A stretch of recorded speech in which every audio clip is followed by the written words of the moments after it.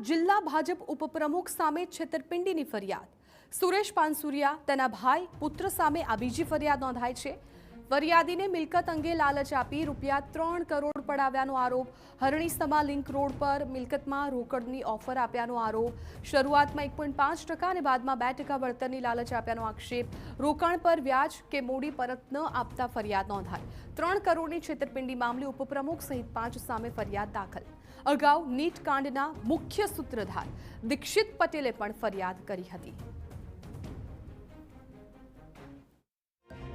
અમને તો કહ્યું હતું કે વર્ષમાં એ તૈયાર થઈ જશે, પોઝેશન મળી જશે, પણ અમને વળતર ચૂકવ્યું નહીં. ડિસેમ્બર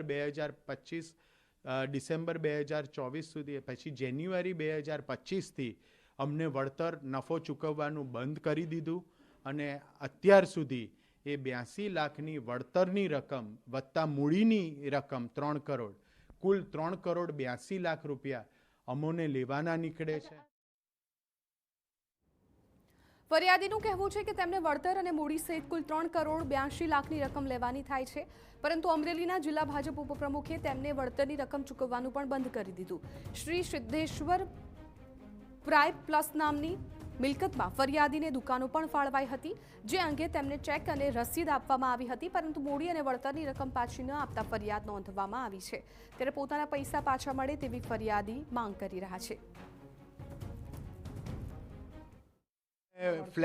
ફ્લેટ અને દુકાનો લખી આપેલી, ચેકો આપેલા અને રિસિપ્ટો આપેલી, રસીદો આપેલી કે આ રકમની 3 કરોડ મળ્યાની એની રસીદો, ચેકો રિટર્ન થયા સપ્ટેમ્બરમાં, ત્યારે પણ ધાક ધમકી આપી કે ચેકો કેમ ભર્યા, હવે તો રૂપિયો નહીં આપીએ તમને. આજ દિન સુધી હું ઇલેક્ટ્રોનિક મીડિયાના માધ્યમથી રિક્વેસ્ટ કરીશ સરકારશ્રી અને તંત્રને કે મને આમાં યોગ્ય ન્યાય અપાવશો.